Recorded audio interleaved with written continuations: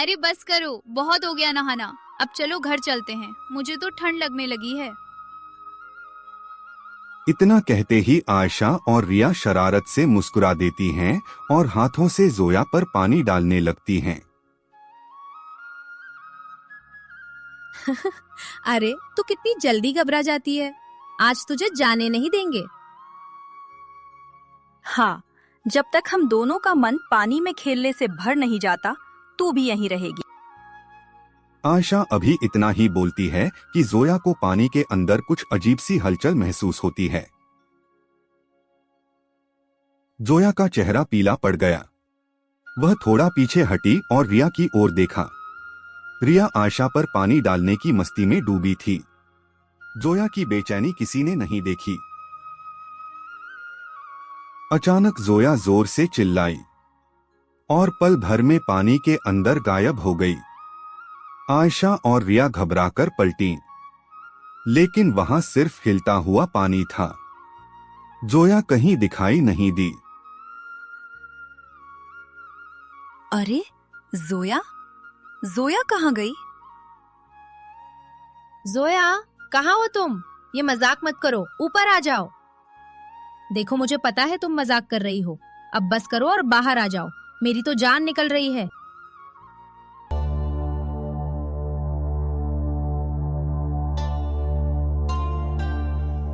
उनकी आवाज का अब कोई असर नहीं था, क्योंकि जोया सच में गायब हो चुकी थी। वे वहीं पत्थर की तरह खड़ी रह गईं, जैसे एक ही पल में उन्होंने सब कुछ खो दिया हो। आयशा, मेरी बात ध्यान से सुनो। वो झील के अंदर गायब हो गई है। हाँ, आखिरी बार मैंने उसकी चीखने की आवाज सुनी थी, बिल्कुल अचानक, जैसे वो हमसे मदद मांग रही है। अब हमारे पास एक ही रास्ता बचा है, हमें किसी की मदद लेनी होगी। किसकी मदद? तुम किसकी बात कर रही हो? जो पहाड़ी पर संत बाबा रहते हैं ना, वहीं चलते हैं। उनके पास जरूर कोई रास्ता होगा हमारी इस समस्या का। तुमने ये कैसे सोच लिया कि हम उनके पास जाएंगे? तो फिर दूसरा रास्ता बताओ, कोई और उपाय है तुम्हारे पास? तू तय रहा, पहले उन्हीं के पास चलेंगे। जोया को ढूंढे बिना हम घर नहीं जाएंगे, और इससे पहले कि ये बात पूरे गांव में फैल जाए। अंधेरा धीरे धीरे गहराने लगा था। आयशा और रिया चुपचाप पहाड़ी की चढ़ाई चढ़ते हुए उस जगह पहुंच गईं, जहां एक संत बाबा ध्यान में बैठे रहते थे। उन्हें देखते ही आयशा का सब्र टूट गया। वह अचानक रोते हुए बाबा के पास दौड़ी और कांपती आवाज में अपनी बात कहने लगी। बाबा, हमारी सहेली झील में गायब हो गई है। हमने उसकी चीख सुनी थी। वो झील साधारण नहीं है बेटी।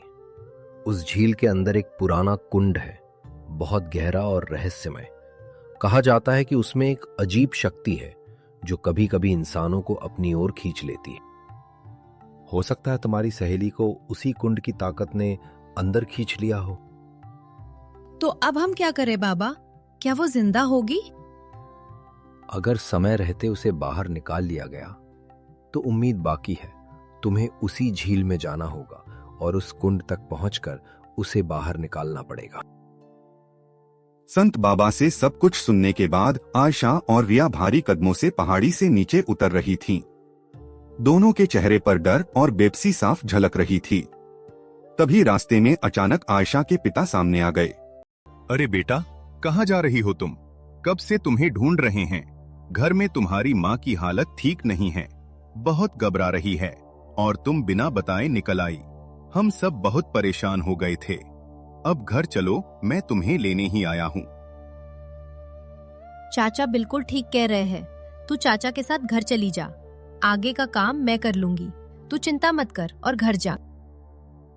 नहीं, मैं तुम्हें अकेले नहीं जाने दूंगी, मैं भी चलूंगी। नहीं बेटी, ऐसा नहीं होगा। आयशा मेरे साथ घर चलेगी और तुम भी अपने घर जाओ। तुम्हारे पिता भी परेशान हो रहे होंगे। पिता आयशा को अपने साथ ले जाते हैं। आयशा चाहकर भी कुछ नहीं कर पाती। रिया वहीं खड़ी रह जाती है, गहरी सोच में डूबी हुई। वो आयशा को जाते हुए देखती रहती है। उसे कुछ भी अच्छा नहीं लग रहा था। वो अकेली उसी झील के किनारे जाकर बैठ गई जहां से जोया गायब हुई थी। अब मैं अकेले क्या करूं? क्या कूद जाऊं इस झील में? या तो अपनी सहेली को ढूंढ कर वापस लाऊंगी या फिर इसी पानी में जान दे दूंगी। रिया जैसे ही आगे बढ़ती है, अचानक उसे एक आवाज सुनाई देती है। रुक जा, अगर झील में कूदना ही है तो हम साथ में कूदेंगे। मैं तुझे अकेले नहीं जाने दूंगी।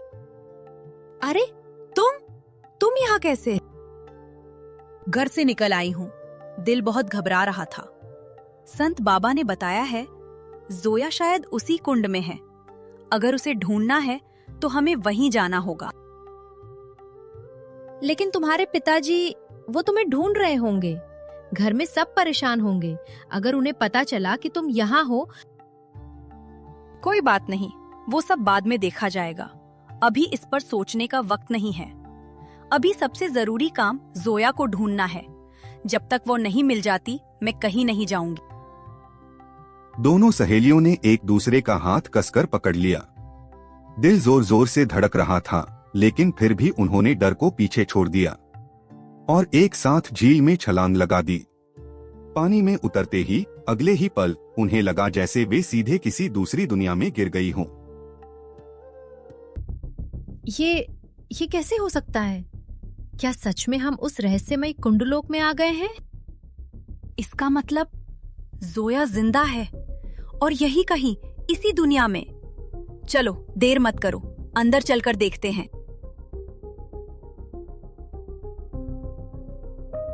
दोनों तेज कदमों से उस पुराने डरावने किले के भीतर चली गईं। अचानक उनके सामने एक दानव आ खड़ा हुआ। उसे देखकर दोनों बहुत घबरा गई। ओह, तो तुम दोनों धरती लोक से जोया को ढूंढने आई हो। आपको कैसे पता? और आप है कौन? क्या आपको हमारी सहेली के बारे में कुछ पता है? क्या वो सच में इसी दुनिया में है? हाँ, वो यही है, इसी दुनिया में, बिल्कुल पास। अगर सच में उसे बचाना चाहती हो तो मेरे साथ आओ। देर की तो बहुत देर हो जाएगी। उस आदमी की आवाज और उसका रहस्यमय चेहरा दोनों सहेलियों को अजीब लगे। दिल कह रहा था कि कुछ ठीक नहीं है, लेकिन उसके पीछे जाने के अलावा उनके पास कोई और रास्ता भी नहीं था। डरते डरते चुपचाप दोनों उसके पीछे चल पड़ी। वह उन्हें किले के अंदर एक सुनसान कक्ष में ले गया और जैसे ही वे अंदर पहुंची, उसने बाहर से दरवाजा जोर से बंद कर दिया। धड़ाम! कमरे में पल भर में घुप अंधेरा छा गया। ऐसा लग रहा था जैसे एक किरण तक अंदर न आ रही हो। आयशा, ये क्या हो गया? कौन हो तुम? हमें बाहर निकालो। तुम चाहते क्या हो हमसे? हमारी सहेली को कहाँ छुपाया है? बताओ, तुम्हारा मकसद क्या है? बचाओ कोई, हमें यहाँ से बाहर निकालो। कमरे में उनकी चीखों की गूंज कुछ पल तक रहती रही, फिर सब तरफ सन्नाटा छा गया। बाहर से उस रहस्यमयी दानव की ओर से कोई जवाब नहीं आया। अंधेरा इतना गहरा था कि सांस लेना भी मुश्किल लगने लगा। आयशा, हिम्मत रखो, हमारा मकसद नेक है। ये लोग हमें तोड़ना चाहते हैं, पर हम टूटेंगे नहीं। मेरा दम घुट रहा है, मुझे सांस नहीं आ रही। कुछ नहीं होगा तुम्हें, मैं यही हूँ, हिम्मत रखो। लोग कहते हैं हर अंधेरे के बाद रोशनी जरूर आती है। हमें बस उस रोशनी को ढूंढना है।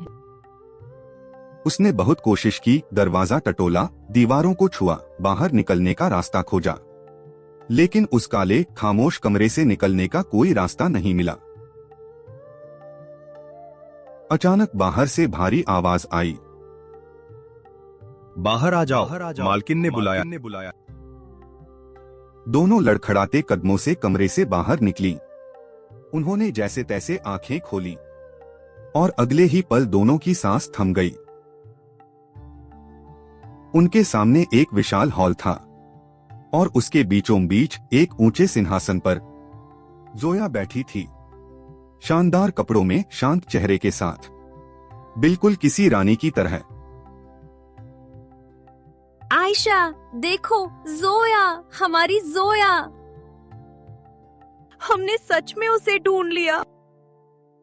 जोया, वहाँ हम भूख, डर और अंधेरे में भटकते रहे और तुम यहाँ ऐसे बैठी हो जैसे कुछ हुआ ही नहीं। क्योंकि ये मेरा घर है। अपने घर में भला कौन डरता है? यहाँ मैं जैसी चाहूँ वैसे बैठूं, जैसे चाहूँ वैसे रहूं। तुम्हारा घर? ये तुम्हारा घर कैसे हो सकता है? हाँ, अब यही मेरा घर है, क्योंकि तुम्हारे पिता की वजह से मैं इस दुनिया में फंस गई थी। धीरे धीरे यही जगह मेरी दुनिया बन गई, यही मेरा घर। मैंने चाहकर नहीं चुना था इसे, लेकिन हालात ने मुझे मजबूर कर दिया।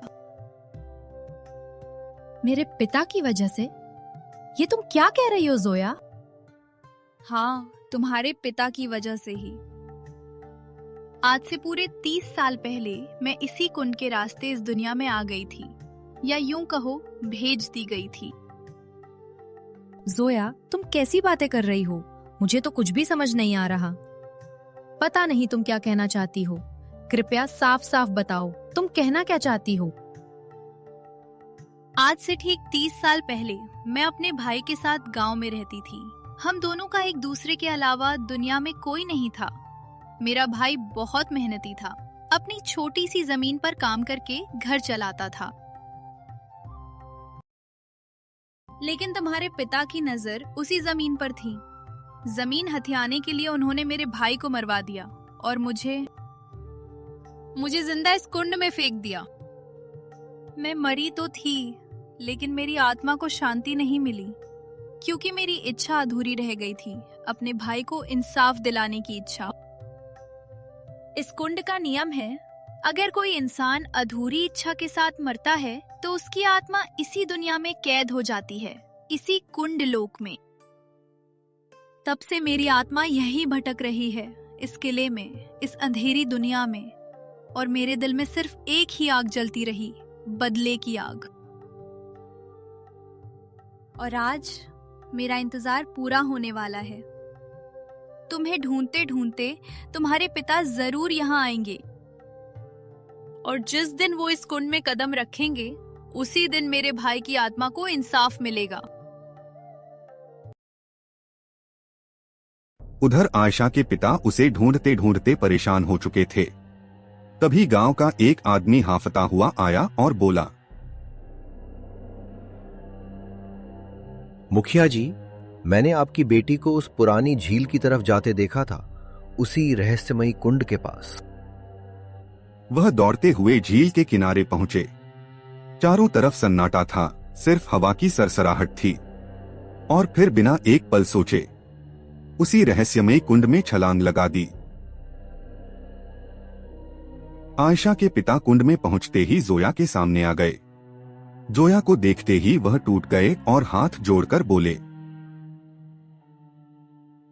मुझसे बहुत बड़ा पाप हो गया। जोया, मुझे माफ कर दो। सजा देनी है तो मुझे दो, लेकिन मेरे बच्चों को मत देना। मेरी बेटी को छोड़ दो, उसका इस सब में कोई दोष नहीं है। लेकिन जोया की आंखों में सिर्फ दर्द और गुस्सा था। उसने सिर हिला दिया। वह माफ करने को तैयार नहीं थी। गलती? धोखे में भी कोई गलती होती है क्या? मेरे भाई की तो कोई गलती ही नहीं थी। फिर तुमने उसके साथ क्या किया? बिना कसूर उसे मरवा दिया, और आज मुझसे माफी मांग रहे हो? तभी आयशा आगे बढ़ी। उसकी आंखों में आंसू थे। कृपया मेरे पिता को माफ कर दो, गलती हो गई है, उन्हें एक मौका दे दो। ठीक है, तुम्हारी वजह से मैं इसकी जान नहीं लूंगी, लेकिन इसे इस कुंडलोक से बाहर जाने की इजाजत भी कभी नहीं मिलेगी। इस तरह आयशा के पिता की जान तो बच गई, लेकिन वह उसी रहस्यमय दुनिया में हमेशा के लिए फंस गए। जोया की आत्मा को शांति मिल गई और आयशा व रिया सुरक्षित अपनी दुनिया में लौट आईं।